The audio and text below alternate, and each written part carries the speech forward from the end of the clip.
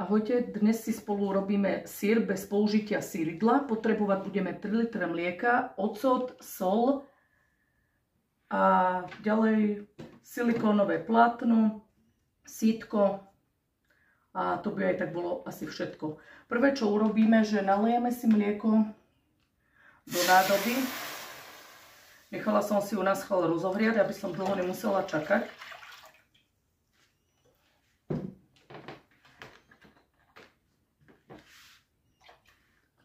Litre mlieka mám z automatu. Vy keď máte doma nejaké zviera, ktoré má vlastne mliečnú užitkovosť, tak môžete použiť svoje mlieko. Prípadne si ho môžete kúpiť od farmára, alebo možno na družstve. Ale ja si zvyknem kúpovať v mliečnom automate.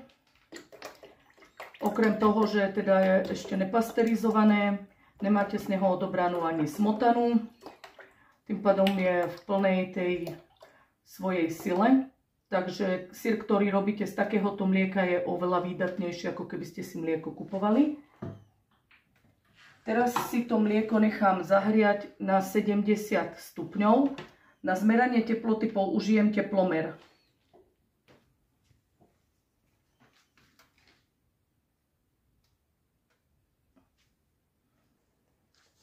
Mlieko odmeriame, koľko má stupňov. Namočím si teplomer, počkám.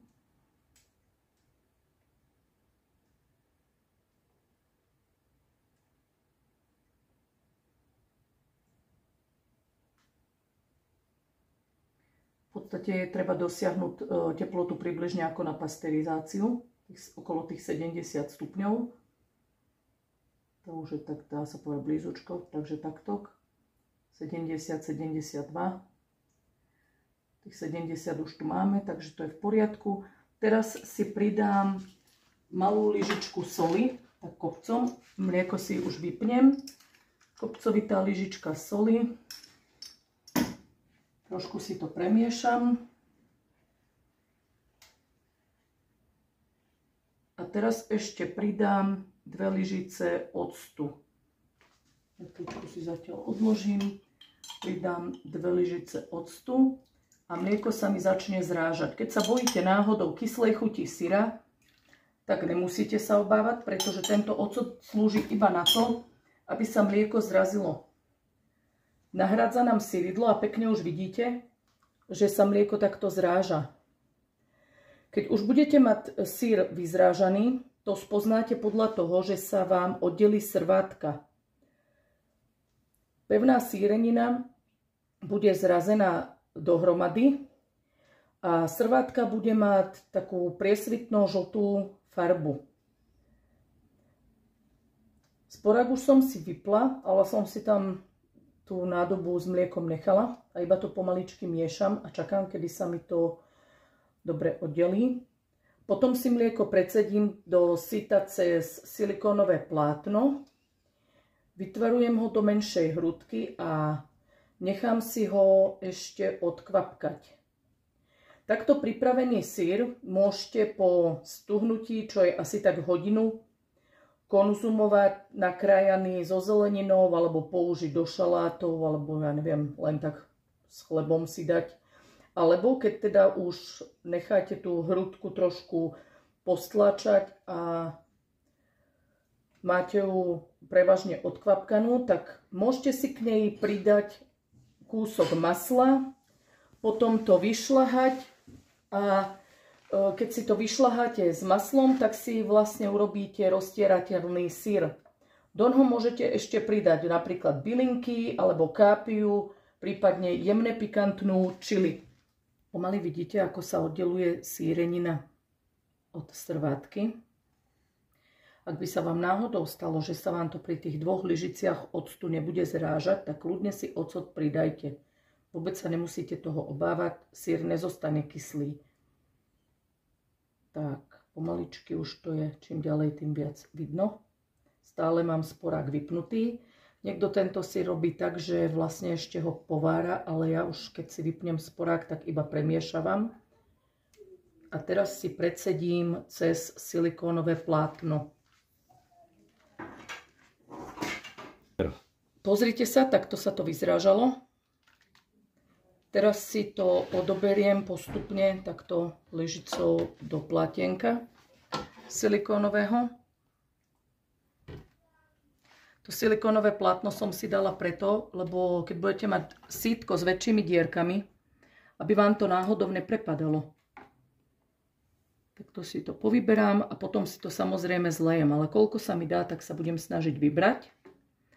Pod sitom mám rovnakú nádobu, z ktorej takú istú vlastne, akej vyberám aj syr. Je to preto, aby som mala istotu, že si to napríklad neprelejem. Takže koľko toľko som vybrala a teraz si to pomaličky ešte skúsim zliať. No, toto si tu odložím.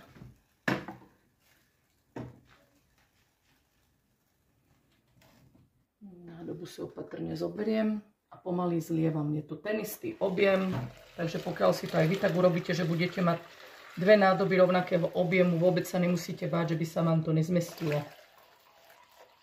No, ešte tu bolo veľa syru. Takto, toto si tu trošku aj takto vysypem, dobre, to je v pohode. Teraz si to jemne pridvihnem, takto, s tým plátenkom. Nechám najprv voľne stiec a potom pomaličky uťahujem plátno.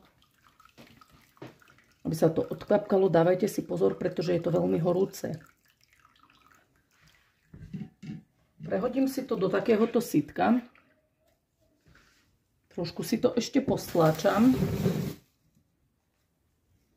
Kúsok syra aj vypadlo, to si vrátim naspäť.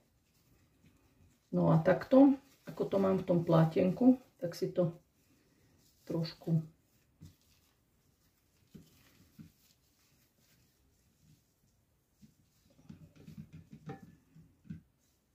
pozatláčam. Srvátku si ešte zlejem. A teraz to nechám hodinu odstáť pod záťažou. Ťažítko použite také, aké máte doma. Pomôžte si, ako sa dá. Ja som použila kilo múky a dala som si to do sáčku, aby sa mi logicky tá múka od syra nenavlhla. Takto to tu nechám približne hodinu odstáť a potom bude syr pripravený na konzumáciu. Takže syr som si potom, ako bol trošku zaťažený, znova vybrala a povytláčala z neho srvátku. Dala som ho do takejto malej nádobky a ešte zaťažila. Je jedno, v čom si to budete tvárovať. Podstatné, aby vám to dobre odkvapkalo a potom už len kvôli tvaru to trošku niekde ešte zaťažiť. Takže hotový syr vyzerá takto. Tu si ho takto položím, platienko si potom operiem. No a potom, keď už máte syr, takto môžete si ho nakrájať. Takéto plátky, vidíte, vo vnútri je takýto, keby ešte dlhšie postal, alebo sa viac nechal zachladiť, tak by trošku stuhol. Takto pripravený syr si môžete konzumovať buď posolený, alebo jemne pokorenený. To už bude na vás, že čo si na ňo dáte. Môžete si ho dať napríklad k čerstvej zelenine alebo ním ozdobiť zeleninové šaláty. Prípadne ho zjesť len s nejakými pečivami, pletenky alebo domáci chlieb. Keď už hovorím o tom domácom chlebe, tak my si chlieb pečieme sami a na zamiesenie chleba používame srvátku.